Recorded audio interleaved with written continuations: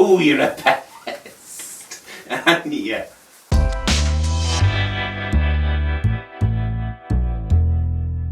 In today's video, I'm going to be working on this old writing bureau, and this is by a manufacturer called Jentique, and this was a guy called Geoffrey Jenkins, and it dates from around the 1950s.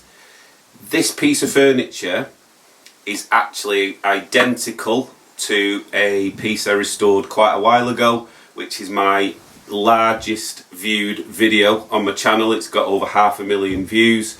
Now that one was in a terrible condition. This one is in really good condition. However, my customer wants it completely refinishing. She's seen the video I did previously. She really liked the finish. It's not going to be exactly the same as that, but she wants it refinishing. So I'm going to be working on this. We'll have a look round it. Like I say, it's not in terrible condition, but it still needs a complete refinish. So that's what I'm going to do. There's only one issue. The top drawer is jammed shut. There is still stuff in there and something's stopping that drawer from opening. So we're going to have to deal with that straight away. But we'll go around the piece now, have a look at the condition, and then get started with the restoration. So sit back, relax, enjoy, and thanks for watching. As you can see, the finish isn't bad at all. It's just dated. So it does obscure a lot of the beautiful wood grain. You can see it in places. You can sort of see the grain underneath there, so we want that to pop out. Some really nice details there. The top is pretty much flawless. And you may be thinking, well, why are you touching this? And like I say, the customer wants this refinishing. It is a dated colour. She wants it completely taken back and restoring. The finish has failed in a couple of places, but nothing major. Even the handles are in really good condition. This is the drawer that's stuck. So we'll have to sort that out. Really nice bun feet. Let's have a look inside. These bureaus don't have the leather blotter on them. Customer did ask about putting one of those on, but they're quite expensive to get here in the UK, the leather, and obviously it's quite a bit of work to sort of rebate that into there, so I did say it's probably not worth it, so we're not going to do that. The pigeonholes are all in reasonable condition. Hinges aren't terrible either. But the wood grain is absolutely beautiful on this. You can see it, but it just would benefit from a different type of finish. So that's what we're going to do. We're going to crack on with this, and hopefully, even though this is in great condition as it is, you will see the difference and you'll love the end result. So we'll crack on.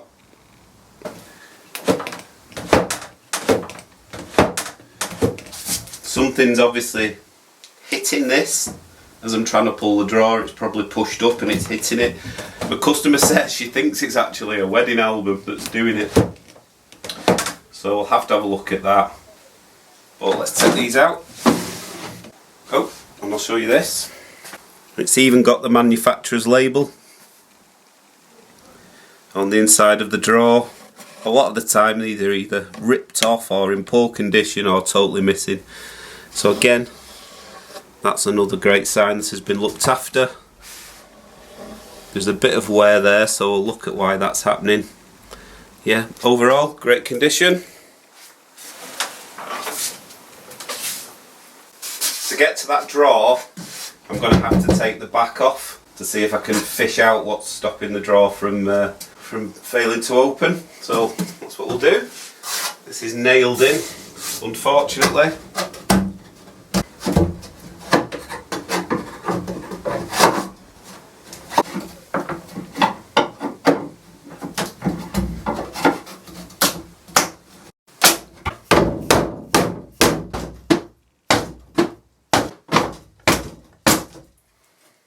Seems a bit brutal this, but it's difficult with nails to get it out.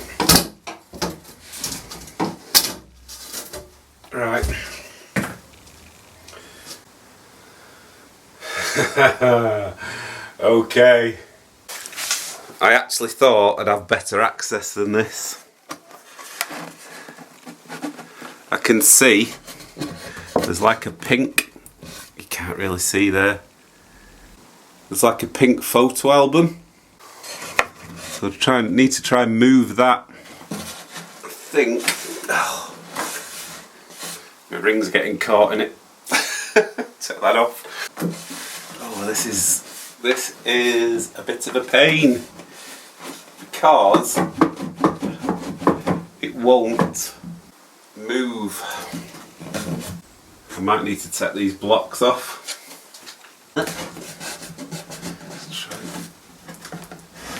Right, I've got a book, photo album. I won't show you that because it's private.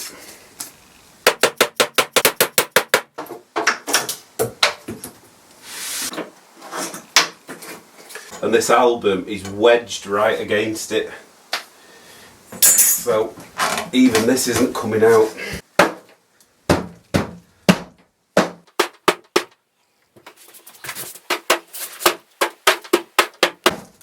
There we go. Hey! That was wedged. Tip to everyone, don't overstuff your drawers because that's what you need to do to get them out. Just put these little glue blocks back in now. I've managed to clean them up.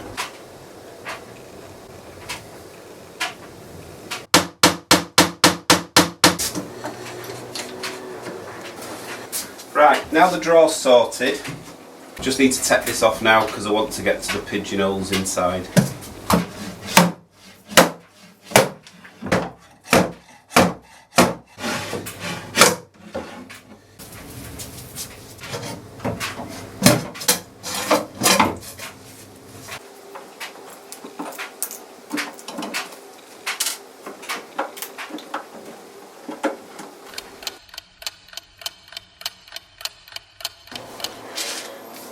Did it really need all those nails in it?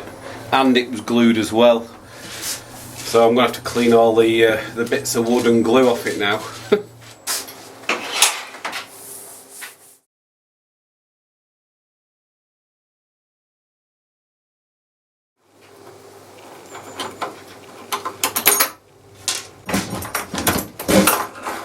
Right.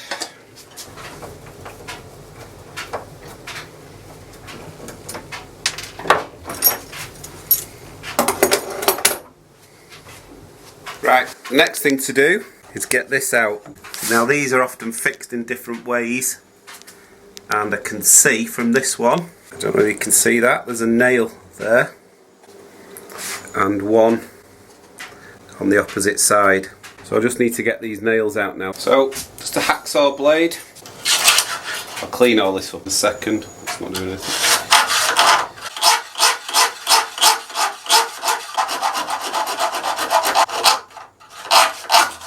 There's one.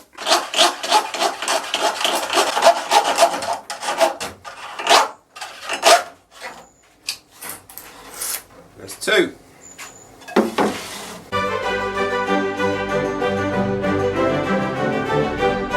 Daisy, come on, time for work. Come on, pup. Come on, let's go. Wait a minute, goodness me.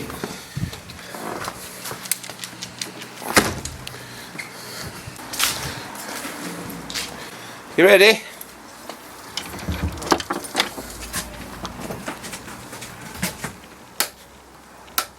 Hello. Sit down.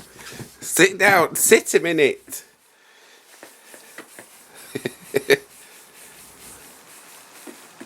That's very cute. There you go. If you watched my last video, you'll have heard me say that she's not been well. It's not that she's not very well. She's got a chronic illness, which sounds really dramatic, but it's not. She's got medication now, and she's getting much better. Feeling a lot better. Her skin's a lot better. She's got a little problem with her eyes at the minute, but we've got some drops for that. But yeah, she's on the road to recovery. And yeah, hey, she's a good girl. Right, on to work, Daisy.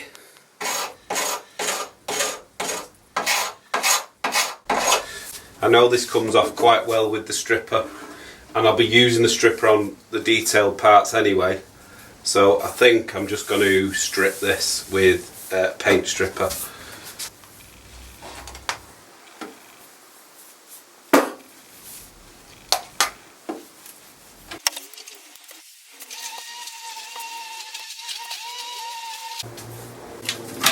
This doesn't appear to have reacted as well as I thought it would, so I think it might even be a lacquer on the top.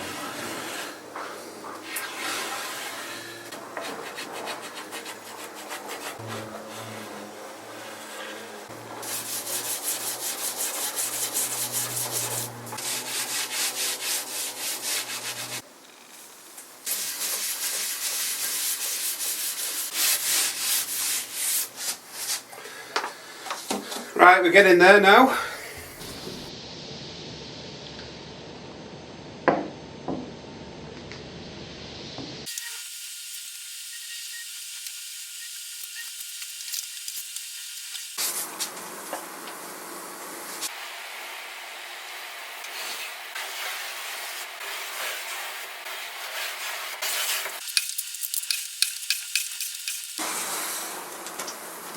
I certainly don't think this is shellac. I think it's lacquer, because it normally comes off a lot easier than this shellac.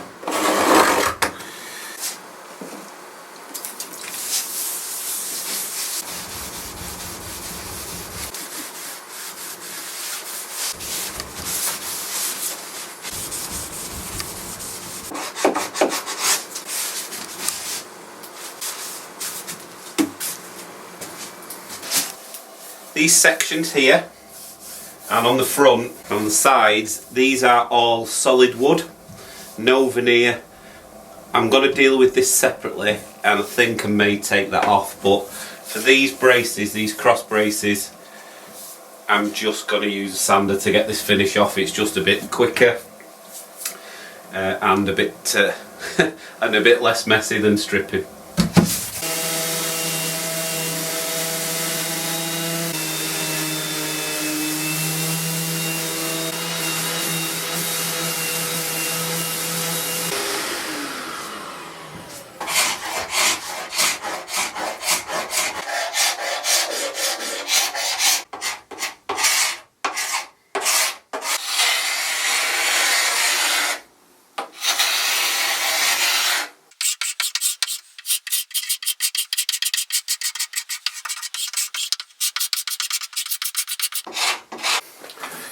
This is probably why I'll use paint stripper on this section rather than a scraper, because watch.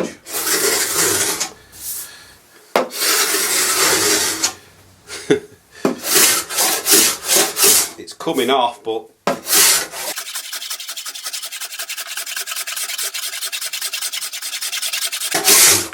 you can see how much scraping I'm going to have to do just for that. So I'll probably do this with paint stripper. Right, I was going to take this base off to work on it separately while I had paint stripper working on the rest of the piece, and it's screwed there, there, there and there, and then there's two on each side at the back. However, this screw just will not budge at all.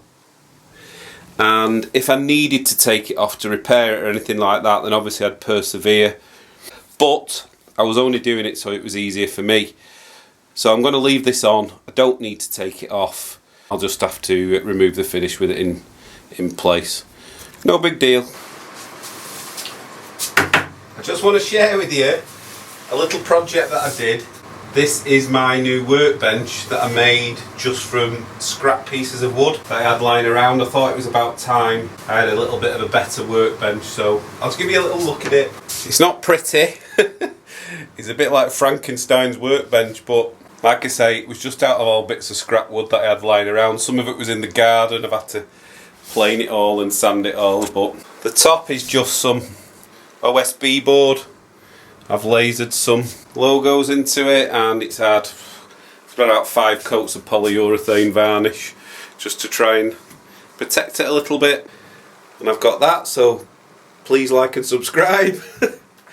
Try and keep it as nice as I can for as long as I can, but yeah, pleased with this little afternoon's project.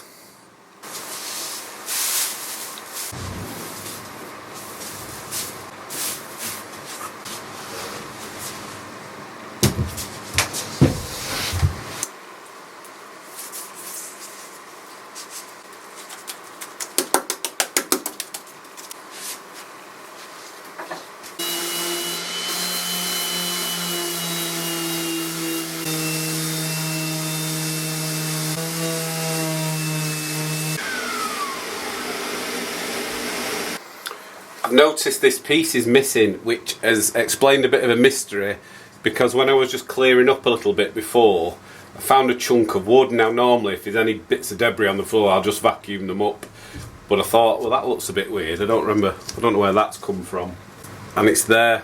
So I did have a quick look and I couldn't see anything, but obviously it didn't look hard enough. So that piece looks to be from there. So I just need to glue that back in now. Okay.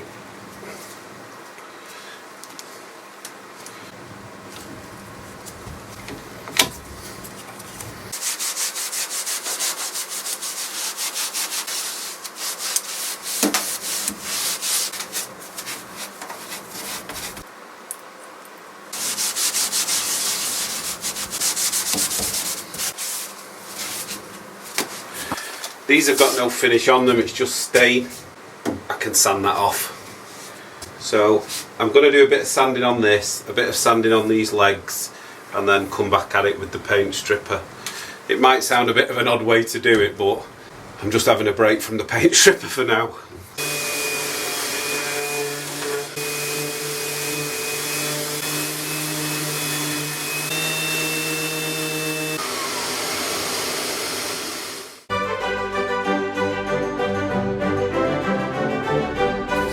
Let me get on with my work, please. Go on, don't entertain yourself with your cork. Never mind.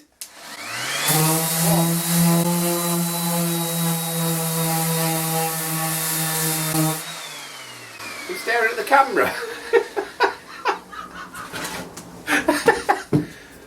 Oh, Daisy. What? What do you want? Get your cork. Get your cork. Go on, get it. Ooh, you're a pest. Ooh, you're a pest. Aren't you? Hey, you're the little pest. You're doing your little makeup. Yeah.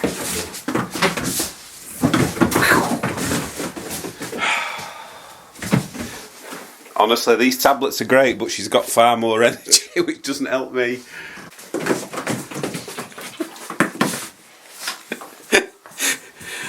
Oh, Daisy, you don't have to make me laugh.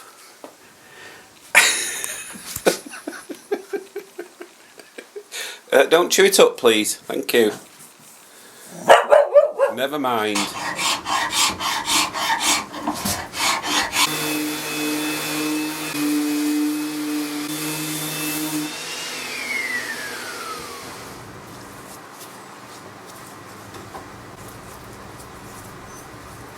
Right, let's leave that to do its thing.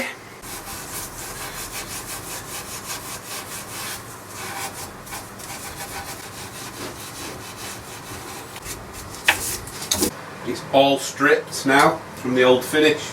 And just to give you an idea, I think this took a full day in total over the last couple of days. So still a few things to do on this yet. I need to neutralise it all. So I'm going to wipe it all down. Want to raise the grain, need to sand it, so still quite a bit to do. I've just got to go on to the drawers now. The drawers and the front and the pigeonholes. So not much to do. This finish on this one is really different to the one I did previously. Now I know the old finish on the other one was probably in a worse state, but I don't think this is shellac, I think it's lacquer. I might have already said that, but when I stripped the other drawers, as soon as I put the stripper on you could see it bubbling, whereas this is taking quite a bit more effort to get the finish off.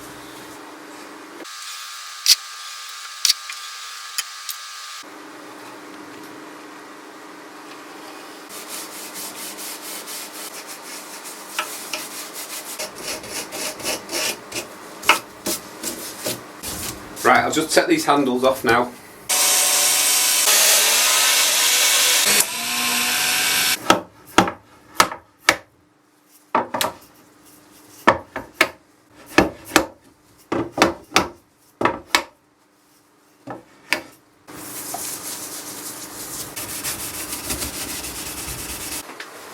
Right, this one's all stripped, all the handles are stripped, it's been neutralised. I've put the handles back on for now because when I took them off, because they've been glued, there's a little bit of tear out underneath. So if you put them back in the same place, it doesn't really matter because they sit flush. So that's what I've done, and I'll do that on each of them. I am going to do something with these later, but I'll just take them off and do it as and when I need. So they're back on for now. 2 more drawers to do, the pigeonholes and the drop down lid.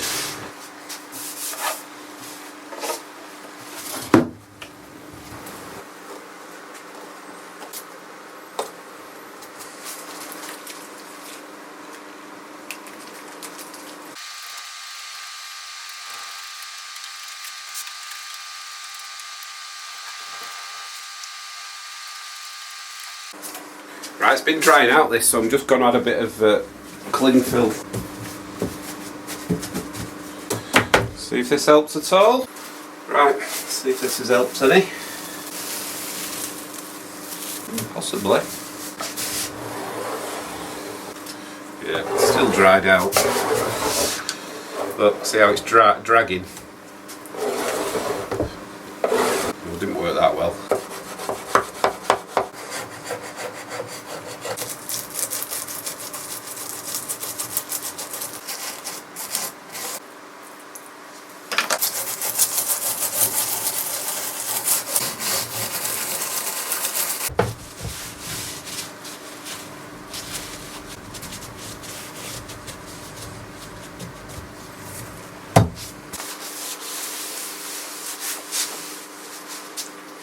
Everything is stripped now, and I have gone over it with methylated spirit or denatured alcohol, but because it's an open grain this, I want to just double check there's no stripper left on this. I'm just going to use some water and some soap or degreaser a little bit. That's what the manufacturer recommends for this stripper.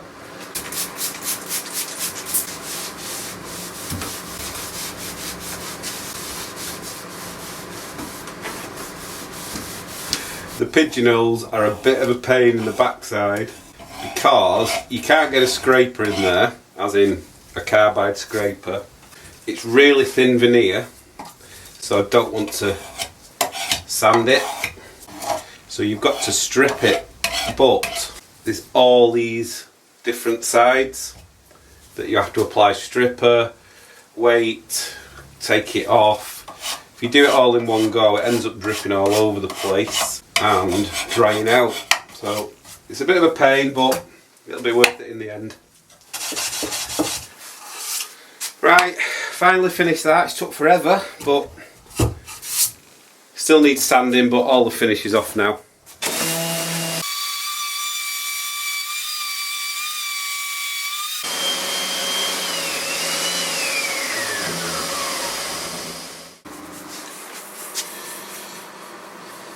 It's not ready for dinner yet. No, not yet. 10 minutes. Okay. Don't be cheeky. Right.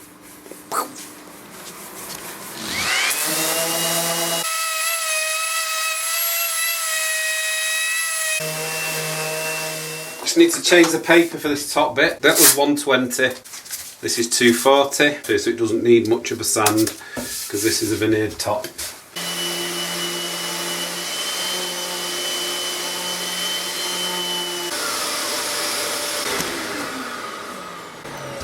That's all that needs.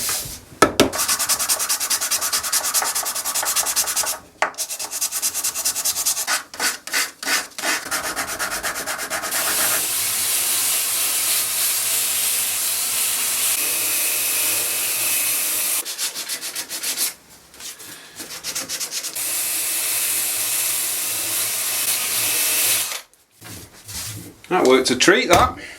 Right, about 4 hours of sanding later, maybe even longer. It's had a full sanding with 120 grit and a full sanding with 240 grit. It's all done finally. Every little nook and cranny's been done. I just need to get rid of all the dust now and then onto the stain. As you can see in the background, the leaves are starting to fall, and so is the temperature here in the UK. This time of year in my workshop can be pretty cold, and trying to keep myself comfortably warm can be a bit of a challenge. With this in mind, I'm really excited to tell you about the sponsor of this video, Dreo. Dreo is the top fan and heater brand in the US, and this is one of their latest heaters in the lineup, and this is the Solaris 718. Ooh, that's nice. Ooh, that's a very fancy heater. Wow. The first thing I noticed when I unwrapped this was just how good looking it is. My intention was to use this in my workshop, however it might be a bit nice for that, so I may well use it in the house just to cut back on the fuel bills over this winter. Yeah, really nice looking and made from really high quality materials. One of the fantastic things about this is I've got another fan heater in here, and when you turn it on it takes a couple of minutes to get warm. This, as soon as you turn it on,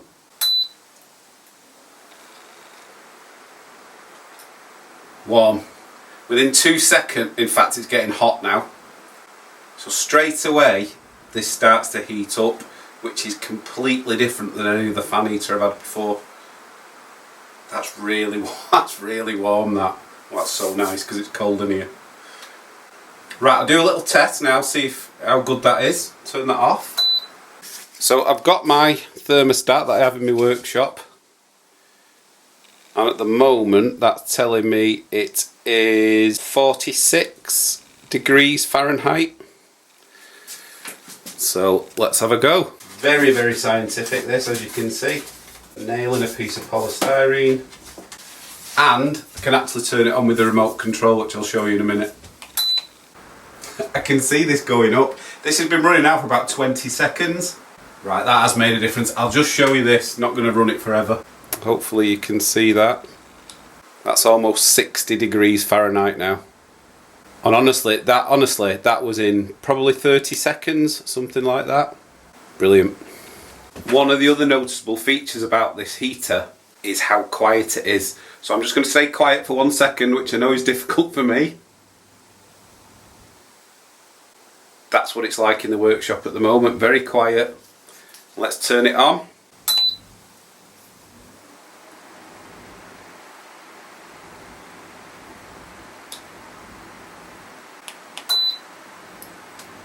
And that's the fan cooling down, so quiet. I'll go through some of the functions. So turn it on.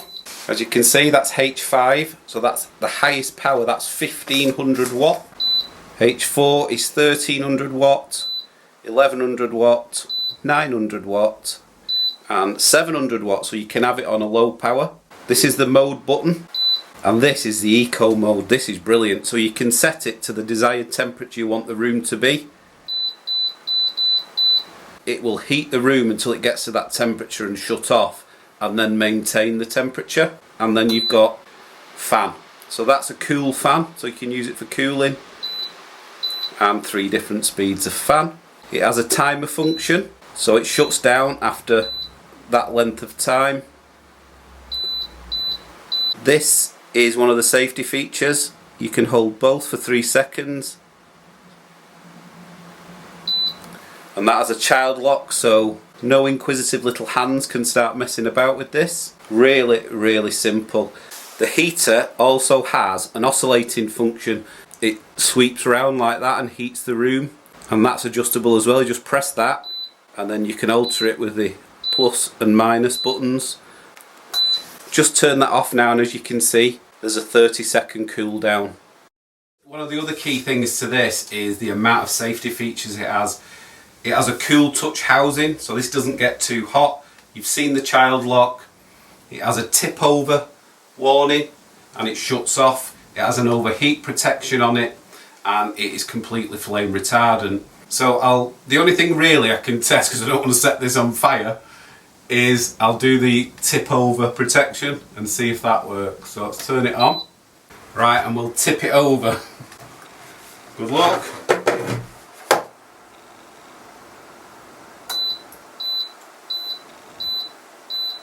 There you go. And that's shut down. So that definitely works. It also comes with a convenient little remote, and this is a fully functioning remote. I think the only thing it doesn't do is do the child lock, but I'm not 100% on that. So yeah, fully functional and saves you getting out of your chair. One thing to mention about this Solaris 718 heater is that this is a 120 volt model for the US market predominantly. I can run it here, but you do need to run it with a step down converter because our electrical system in the UK is 240 volts. In the US, you don't need anything like that. This is perfect for you. This Solaris 718. If you want to buy one of these, if you're interested in a space heater with all these features, then I'll leave a link and a discount code in my description. Thanks for watching this, really appreciate it, and let's get on with the restoration. This is in the colour walnut.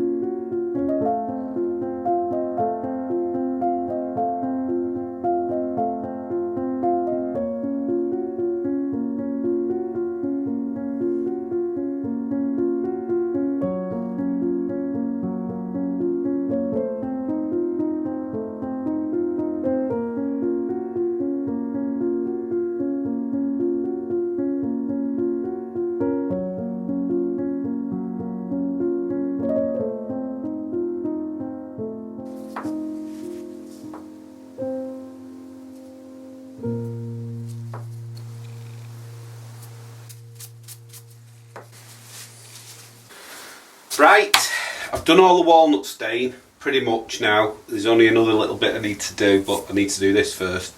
I'm going to jazz it up a little bit now with some rosewood stain. Now what I'm doing is I'm going to do the pigeonholes in that, and I'm going to do something else in a second on the inside, and then I'll show you what I'm going to do on the outside just to bring it all together, just to add a bit more interest rather than it all being a flat colour. I suggested this to the customer, she thought it was a great idea. I've done things like this before and I really like it, so hopefully you do too, and that's what we'll do.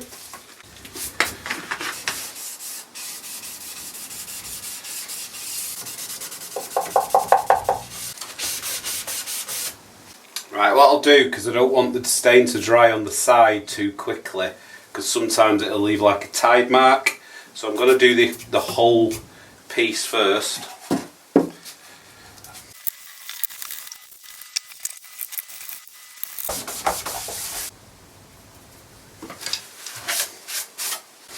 Okay, let's do the rest of that now.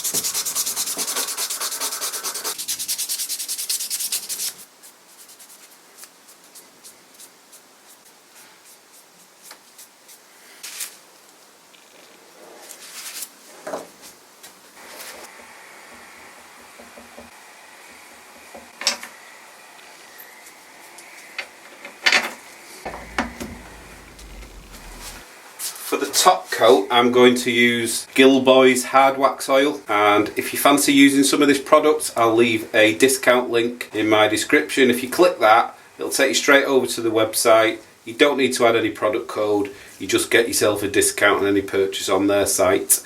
So this is really good stuff. This is a new tin. I've already got some in this jar, so I'm going to apply that. You can apply it with a brush, a roller or a cloth.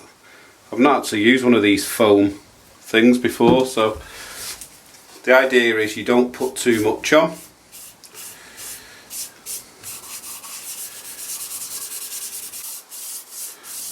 That's already soaking into the wood, that.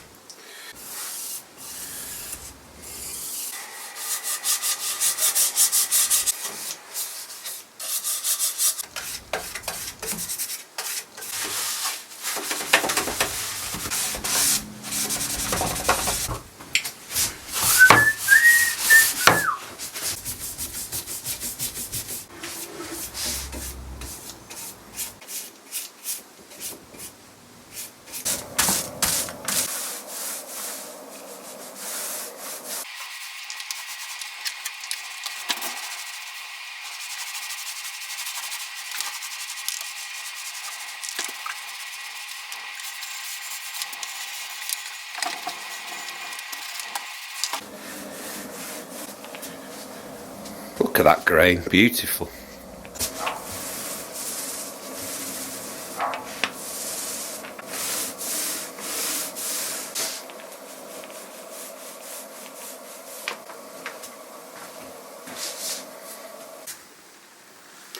This is just one coat of the hard wax oil, and that's been wiped back. Just look at that. I might give it another coat. I probably will actually once it's completely dry, but that's just beautiful. Love it. Just need to do the legs now.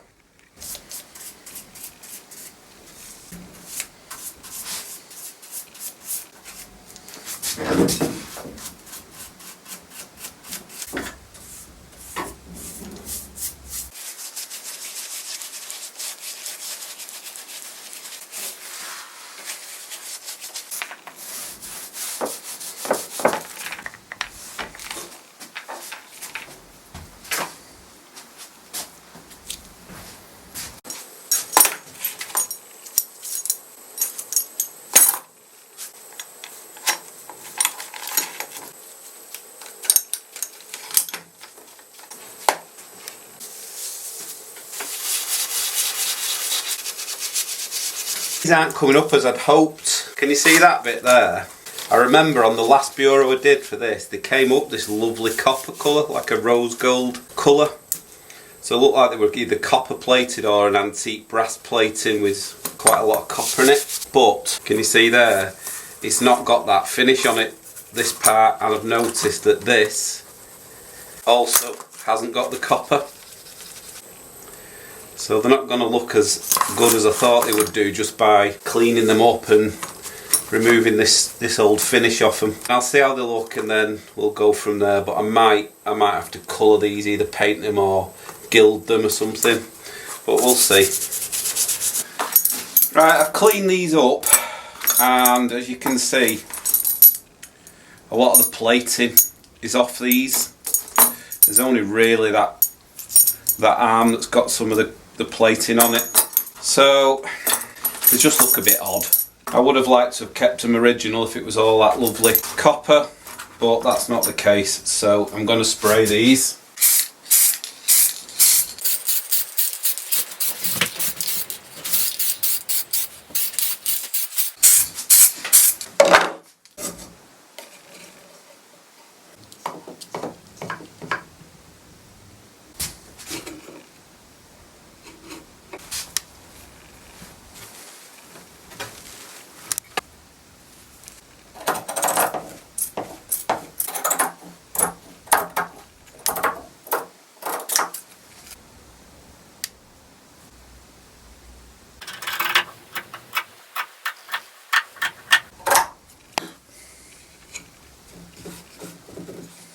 There we go.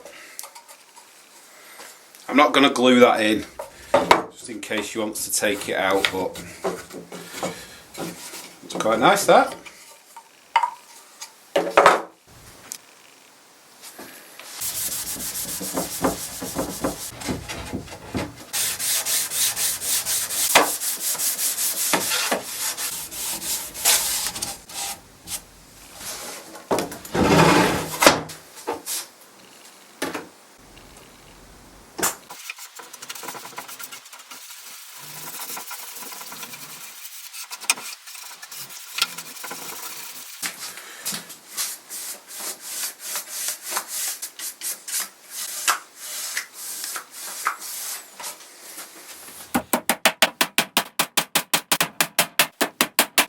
That's sticking out a little bit there, but I'm going to leave that because that really helped me out when I wanted to remove this back, so I'm going to leave that as it is.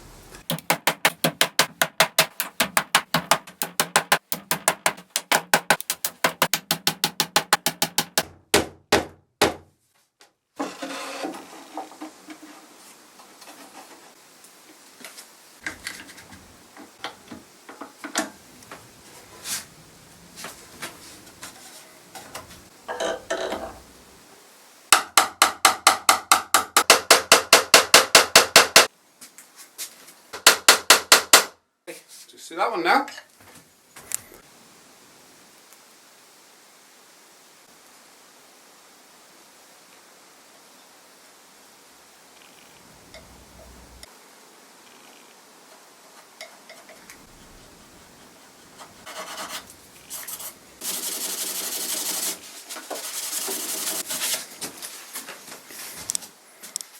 We're coming to the end of the video now, so I'd just like to say a massive thank you for all your continued support.